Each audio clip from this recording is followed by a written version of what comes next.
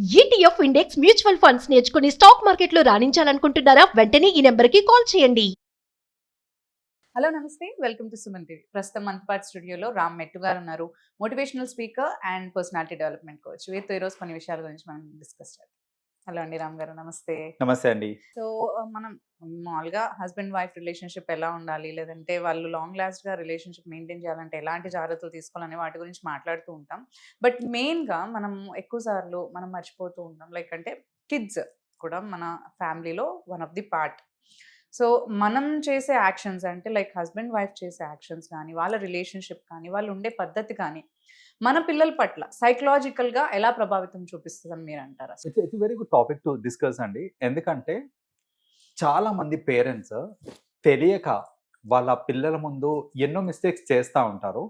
And trust me, అది చాలా negative impact తీసుకొని వస్తుంది వాళ్ళ పిల్లలకి. Right. So first of all మనం గ్రహించాల్సిన విషయం ఏంటిదంటే, పిల్లలు స్పెషలీ వెరీ యంగ్ ఏజ్ నుంచి కూడా తల్లిదండ్రుని వాళ్ళు రోల్ మోడల్స్ కింద ట్రీట్ చేస్తుంటారు. రైట్, అవును. సో వాళ్ళు ఏం నేర్చుకోవాలన్నా, ఎట్లా బిహేవ్ చేయాలన్నా, మీరు చూస్తూ ఉంటారు చిన్న చిన్న పిల్లలు, వాళ్ళు ఏంటంటే వాళ్ళ పేరెంట్స్ ఇమిటేట్ చేస్తూ ఉంటారు. ఇమిటేట్ చేస్తూ అది యాక్షన్స్ కానివ్వండి, టాక్స్ కానివ్వండి, వర్డ్స్ కానివ్వండి, వాళ్ళు నేర్చుకునే స్లాంగ్ కూడా. ఇప్పుడు చూడండి, మనం నేర్చుకునే భాష కూడా ఏంటంటే ఇట్ ఈస్ వాళ్ళ పేరెంట్స్ నుంచి యాజ్ ఇట్ ఈస్ వాళ్ళు దించేస్తూ ఉంటారు, ఏదైనా కానివ్వండి.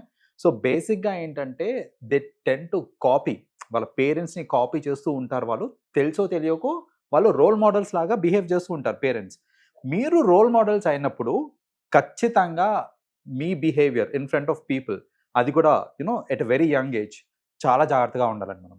అందులో the very first thing that we have to take care ఏంటంటే, చిన్న పిల్లల ముందు అబ్యూజింగ్ అనేది చేయకూడదండి. ఒకళ్ళు తిట్టుకుంటా ఉంటారు చూడండి. ఐ అండర్స్టాండ్, మనకు ఇప్పుడున్న కరెంట్ లివింగ్ స్టైల్స్కి ఫ్రస్ట్రేషను, ప్రెషరు, పిల్లలు స్కూల్ అనేసి, లేదా పిల్లలు జాబ్, ఇంట్లో వంట, ఇవన్నీ చాలా ఉంటాయి. లాట్ ఆఫ్ ప్రెషర్స్ ఉంటాయి మనకి. ఇన్ని ప్రెషర్స్ మధ్యలో నాకు కోపం రాకుండా ఉండాలి, నేను ఏమన్నా శుద్ధపూసనా అంటే ఐ నో అవ్వదు. కానీ బయట ఎలా ఉన్నా ఇంట్లో అయితే ఇవి హ్యావ్ టు ఎక్కడో ఒక చోట మనం ఫ్రస్ట్రేటెడ్ ఫీల్ అవుతాం, మన అదనేది మాట్లాడేస్తూ ఉంటాం. సో అట్లా ఆ ఫ్రస్ట్రేషన్ లో మనం కొన్ని బూతులు మాట్లాడటము, లేకపోతే అబ్యూజివ్ వర్డ్స్ యూజ్ చేస్తుంటాం చూడండి. ట్రస్ట్ మీ, అలాంటి వర్డ్సే చిన్న పిల్లల నోట్లో విన్నప్పుడు అర్థమవుతుంది మనకి. ఎక్కడ నేర్చుకున్నారా వీడు అనేసి ఒక్క క్వశ్చనింగ్ చేసుకున్నారు అనుకోండి, వాడికి మన ఫ్రెండ్స్ బయటకు పోయి చిన్న చిన్న పిల్లలు 2 years 3 years ఓల్డ్ అప్పుడప్పుడే మాటలు నేర్చుకుంటారు, మాటలతో పాటు బూతులు నేర్చుకుంటున్నారు. ఎలా? ఇట్ ఈస్ బికాస్ పేరెంట్స్ వస్తుంది మనకి. సో అన్నిటికంటే ఇంపార్టెంట్ అండి, మనం వాడే భాష ఏదైతే ఉందో అది చాలా కంట్రోల్డ్ మేనర్లో ఉండాలి. వాళ్ళ ముందు ఇంకొకరిని తిట్టుకోవడమో, లేదా ఒకరినొకరిని తిట్టుకోవడం లాంటిది ఎంత తగ్గిస్తే అంత మంచిది. That's a very first thing. Second thing that we have to take care of ఏంటిది అని అంటే, mutual respect to each other. Parents ఏంటంటే వాళ్ళు ఒకరికొకరు మ్యూచువల్గా రెస్పెక్ట్ చేసుకోవడం చాలా ఇంపార్టెంట్. జనరల్గా ఏమవుతుంది అని అంటే, పిల్లల ముందే గొడవాడేసుకుంటూ ఉంటారు. గొడవ పడేటప్పుడు ఒకరినొకరు మాటలు అనుకోవడము, డిస్రెస్పెక్ట్ చేసుకోవడము, నువ్వేంటి నాకు చెప్పేది, నువ్వెంత, నీ బతికెంత, ఇలాంటి మాటలు మాట్లాడుతూ ఉంటారు చూడండి. స్పెషల్లీ ఇది ఏంటంటే మెన్ టు విమెన్ వస్తూ ఉంటుంది, నువ్వేంది నాకు చెప్పేది అనే ఈ నోషన్ ఏదైతే ఉందో, ఇవి తగ్గడం చాలా ఇంపార్టెంట్ అండి. అదర్వైజ్ దే థింక్ అంటే లైఫ్ పార్ట్నర్ అంటే ఇలాగే ట్రీట్ చేయాలేమో అనే మోడ్లో వెళ్ళిపోతారేమో, రైట్? మీరు లైఫ్ పార్ట్నర్ దాకా వెళ్తున్నారు, అదొకటి. లైఫ్ పార్ట్నర్ పక్కన పెట్టేస్తే ఈమెను ఇట్లనే ట్రీట్ చేయాలేమో అనేసి వచ్చేస్తుంది. నా తల్లి, I don't have to respect. ఇప్పుడు మా డాడీ అంటున్నాడు, అరే నీకు అంత సీన్ లేదు, నీకేంది నేను చెప్పేది, లేకపోతే మూసుకొని ఉండు, ఇట్లాంటి మాటలు మాట్లాడినప్పుడు ఏంటంటే ఇవే మాటలు they will understand that okay, she has got no value అనేసి. సిమిలర్లీ ఒక్కొక్కసారి ఏమవుతుందంటే, వైఫ్ కూడా హస్బెండ్ ఇలా మాటలు అనేస్తూ ఉంటారు, నువ్వు చాతగానోనివి, నువ్వు దేనికి పనికిరావు, ఇట్లాంటి అన్ని మాటలు. అంటే బేసిక్గా పిల్లల ముందు మాట్లాడినప్పుడు ఏమవుతుంది అని అంటే, వాళ్ళకి నోషన్ పడిపోతుంది, ఓకే మా డాడీ చాతగానోడు, ఆయన డబ్బులు సంపాదించలేడు, లేకపోతే his unfit for many things అనేసి, ఇట్లాంటి నోషన్ అనేది వాళ్ళ పిల్లలకి క్రియేట్ అయిపోతూ ఉంటుంది. అలా కాకుండా మీ ఇద్దరికి ఎంతనైనా గొడవను ఉండండి, అది within the 4 walls you have to make sure that it is taken care of. అంతేకాని పిల్లల ముందు అరుచుకుంటాను, ఒకరినొకరు డిస్రెస్పెక్ట్ చేసుకుంటానంటే, ట్రస్ట్ మీ, ఒక మేజర్ థింగ్ ఏమవుతుందంటే వీళ్ళు కూడా దే విల్ స్టార్ట్ డిస్రెస్పెక్టింగ్. రేపు పొద్దున వాళ్ళ పేరెంట్స్ని వీళ్ళు ఖచ్చితంగా రెస్పెక్ట్ చేయరు. మీరు మీ క్యారెక్టర్ పోగొట్టుకోవడం కాకుండా పిల్లల్ని కూడా అలా మీరు నేర్పిస్తున్నట్టే అవుతుంది అసలు. Absolutely yeah. అంటే వాళ్ళ ఫస్ట్ ఆఫ్ ఆల్ వాళ్ళ క్యారెక్టర్ ఫామ్ చేస్తారు. క్యారెక్టర్ అనేది ఇది పోతుంది అక్కడ వాళ్ళకి. So that is another thing which happens. And అలా చేయటం వల్ల ఇంకోటి ఏమవుతుంది అని అంటే, పిల్లలకి అర్థమవుతుంది దాట్ వీళ్ళిద్దరూ they are not a team అనేసి. జనరల్గా పేరెంట్స్ అన్నప్పుడు ఏంటంటే ఒక టీం లాగా ఉండాలి, ఒక టీం లాగా ఉండి అప్బ్రింగింగ్ అనేది చేసుకోవాలి పిల్లల్ని. సో అసలు మదర్ అండ్ ఫాదర్ ఒక టీం అనే నోషన్ మనసులో ఉందనుకోండి, వాళ్ళ బిహేవియర్, మీరు చెప్పేది వాళ్ళు వినడం, ఇదంతా ఒకలాగా ఉంటుంది. మా మదర్ అండ్ ఫాదర్ ఒక టీం కాదు, వాళ్ళిద్దరూ వేరు, వాళ్ళ ఆపోజిట్ మైండ్ సెట్స్ ఉన్నాయి అనే విషయం వీళ్ళు గ్రహించారనుకోండి, divide and rule method start చేస్తారనమాట వీళ్ళు. So divide and rule method ఏంటంటే, వాళ్ళు ఫాదర్ అరుస్తున్నాడు అనుకోండి, ఇప్పుడు ఫాదర్ అరుస్తున్నా అంటే అమ్మ దగ్గరికి వెళ్ళాలంటే నన్ను సాకుద్ది అని తెలుసు, తీసుకెళ్తారు, అమ్మ దగ్గరికి వెళ్తారు. ఆ టైంలో అమ్మ అరుస్తుంది అని అంటే డాడీ దగ్గరికి వెళ్ళేసి కంప్లైంట్ చేస్తే డాడీ తిడతారు, ఏంటి నువ్వు అలా అరుస్తున్నావు అనేసి, మళ్ళీ అమ్మనే అంటారు. సో బేసిక్లీ ఏమవుతుంది అని అంటే, పిల్లలు చేసిన తప్పుకి ఇలా డివైడ్ అండ్ రూల్ ఫాలో చేయటం వల్ల వాళ్ళు ఏంటంటే ఒకరి మీద ఒకరికి కంప్లైంట్ చేస్తారు, వైఫ్ అండ్ హస్బెండ్ కొట్టుకోవడం స్టార్ట్ చేస్తారు, వీళ్ళు ఇక్కడ చిప్స్ తినుకుంటే చూస్తూ ఉంటారు అనమాట వాళ్ళు గొడవని. సో బేసిక్గా ఇలా అవ్వడానికి కూడా ఒక రీజన్ ఏంటిది అని అంటే, పిల్లలకి అది తెలుసు మీరిద్దరు కలిసి ఒక టీం కాదు అనేసి. సో ఆ నోషన్ రాకుండా ఉండాలి అని అంటే, పిల్లల ముందు ఎట్టి పరిస్థితిలో ఇద్దరు కలిసి ఒకే మాట మీద నించోవాలి. అంతేకాని ఒకరొక మాట ఇంకొక మాట మాట్లాడితే ఇలా డివైడ్ అండ్ రూల్ అనేది స్టార్ట్ అయిపోతుంది అనమాట.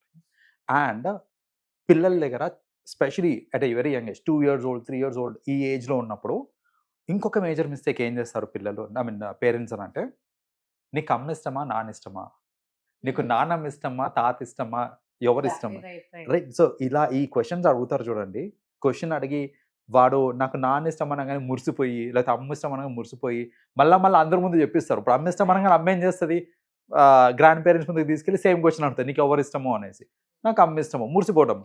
బేసిక్గా ఇక్కడ ఏం చేస్తున్నారు మీరు అని అంటే, చిన్న పిల్లలకి ఎవరన్నా సరే ఈక్వల్లీ ఇష్టం అనేది ఉంటుంది right from the beginning.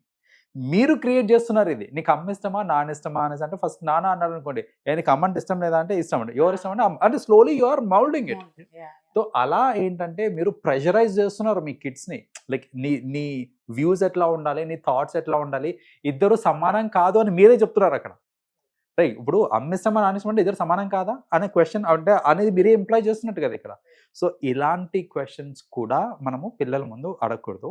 And last and most important, especially ఈ టీనేజ్కి వచ్చిన పిల్లల ముందు పేరెంట్స్ తీసుకోవాల్సిన జాగ్రత్త ఏంటంటే, ఇట్స్ అబౌట్ దర్ ఇంటిమెసీ.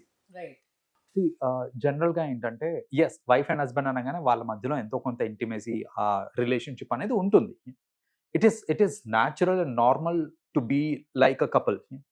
కానీ వాళ్ళు కొంచెం అల్ట్రా కాషియస్ అవ్వాలి, స్పెషలీ ఆ గ్రోయింగ్ టీన్స్ దగ్గర. ఎందుకు అని అంటే, వాళ్ళకి హార్మోనల్ చేంజెస్ అయ్యే టైం అది. ఆ హార్మోనల్ చేంజెస్ ఇంబ్యాలెన్సెస్ అవి అయ్యే టైంలో పేరెంట్స్ కిడ్స్ ముందరనే కొంచెం ఇంటిమేట్గా బిహేవ్ చేస్తున్నారు అనుకోండి, వాళ్ళు అది సరిగ్గా తీసుకోలేరు అనమాట. సో వాళ్ళకి ఫస్ట్లీ అదొక కైండ్ ఆఫ్ ఎంబారస్మెంట్ అవ్వచ్చు, లేదా you're setting wrong examples that it is okay to do that అన్నట్టు, లేకపోతే whatever it is. So అలా రాంగ్ ఎగ్జాంపుల్స్ సెట్ చేయడము, వాళ్ళని అన్కంఫర్టబుల్ ఫీల్ చేయడం అనేది కరెక్ట్ కాదు. పిల్లలు ఎలా ఉండాలి అని అంటే, they should be very approachable అనమాట. సో మరి ఏంటి, చేతులు కూడా పట్టుకోవద్దా పిల్లల ముందు, అసలు ఇంకా కపుల్ లాగానే ఉండద్దా అనే క్వశ్చనింగ్ వస్తుందండి నేను ఈ మాట చెప్పినప్పుడు. మీరు ఆలోచించాల్సింది ఒకటే, మీరు యాజ్ అ కపుల్ చేసే ఒక యాక్ట్ ఏదైతే ఉందో అది వల్గర్ అనే కేటగిరీ కిందకి వస్తుందా రాదా అనేది ఒక్కసారి మీరు క్రాస్ చెక్ చేసుకోండి. ఇప్పుడు నేను నా వైఫ్ హ్యాండ్ని ఇట్లా చెయ్యి ఇలా పట్టుకున్నాను, ఇన్ సోషల్ ఈవెంట్ ఫోటో దిగుతూ నేను చెయ్యి ఇలా పట్టుకున్నాను, ఇది వల్గరా అంటే ఇది వల్గర్ కాదు. I can do it. And while crossing the road maybe, or else if you are like protecting her and చెయ్యి వేసి తీసుకొని వెళ్తున్నారు, అదేం that's not a vulgar thing. vulgar. So when you are doing romantic like romancing way లో మీరు చేస్తే that will go into the vulgar, right? that is what. అది ఇప్పుడు ఏంటంటే, మీరు మిమ్మల్ని క్రాస్ క్వశ్చన్ చేసుకోవాల్సిన విషయం ఇదే. ఏంటంటే మరి కపుల్స్ కదా, మరీ అసలు తెలియని లెక్క ఉండాలంటే అట్లా కాదు. మీరు you can show your affection, కానీ మీరు ఎఫెక్షన్ చూపించే ఏదైతే యాక్ట్ ఉందో వల్గర్ కేటగిరీ కిందకి వస్తుంది అని అంటే పిల్లల ముందు చెయ్యకండి. అది వల్గర్ కేటగిరీ కింద రాదు అని అంటే that's okay to do it as a couple. So ఇదొక్కటి మాత్రం మీరు జాగ్రత్తగా ఉండాలి.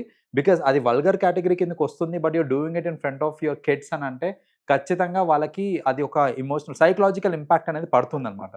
సో అది సమ్ టైమ్స్ ఎలా అవుతుంది అని అంటే, అది ఏ లెవెల్ ఇంపాక్ట్ పడుతుంది అని అంటే, నేను చూస్తుంటానండి కొన్ని కేసెస్, మన దగ్గరకు వచ్చే కేసెస్లో కిడ్స్ వాళ్ళు సైకలాజికలీ చాలా డిస్టర్బ్డ్గా ఉంటారు, డిస్టర్బ్డ్గా ఉండి ఏమైందమ్మా ఎందుకు ఇట్లా ఉన్నావు అని అంటే మా అమ్మ మా నాన్నతో బ్యాడ్ హ్యాబిట్స్ చేస్తుంది అని. See they don't even they think it's they know it is bad because మనం నేర్పించాం అది కరెక్ట్ కాదు నాన్న, గుడ్ టచ్ ఏంటి బ్యాడ్ టచ్ ఏంటి ఇవన్నీ తెలుసు వాళ్ళకి, నేర్పించాం మనం. వాళ్ళకి మనమే నేర్పించి ఇప్పుడు వాళ్ళ ముందనే అలా టచ్ చేయించుకున్నప్పుడు ఆబ్వియస్లీ వాళ్ళు డిస్టర్బ్ అయిపోయి వాళ్ళకి ఒక ఇంప్రెషన్ పోతుంది. చూడండి, మా అమ్మ ఇట్లా good touch bad touch I mean మా ఫాదర్ తోటి ఇట్లా బ్యాడ్ టచ్ చేయించుకుంటుంది అనేసి అన్నప్పుడు see the kind of impact ఆమె దాని వల్ల షీఈస్ డిస్టర్బ్డ్. అరే మా అమ్మ చాలా మంచిది అనుకున్నాను కానీ కాదే అనేసి ఒక రాంగ్ నోషన్ వెళ్ళిపోతుంది. చూడండి, మనకు తెలుసు సేమ్ థింగ్ ఫాదర్ మీద కూడా అవుతుంది. సేమ్ థింగ్ అవుతుంది. సి యాజ్ అడల్ట్స్ మనకు తెలుసు that Right. Okay wife and husband అన్నప్పుడు అయినా ఓకే అనేసి. Yeah. కిడ్స్ కి తెలియని ఏజ్ లో ఇవి కూడా తప్పులాగా చూసి టోటల్ గా ఒక నెగటివ్ ఇంప్రెషనే క్రియేట్ అయ్యే Create. ఛాన్సెస్ ఉంటాయి అన్నమాట. సో అది అవ్వకుండా చూసుకుంటే ఐ మీన్ ఇలాంటి ఫిజికల్ యాక్ట్స్ ఏవైతే ఉంటాయో విచ్ ఆర్ ఎంబారసింగ్ ఆర్ కొంచెం వల్గర్ ఏవైతే ఉంటాయో అవి పిల్లల ముందు చేయకుండా ఉంటే ట్రస్ట్ మీ వాళ్ళు చాలా హెల్దీ ఎన్వైరన్మెంట్ లో పెరుగుతారు and they become the best of citizen. Thank you so much for sharing your views. Thank you so much. Welcome అండి.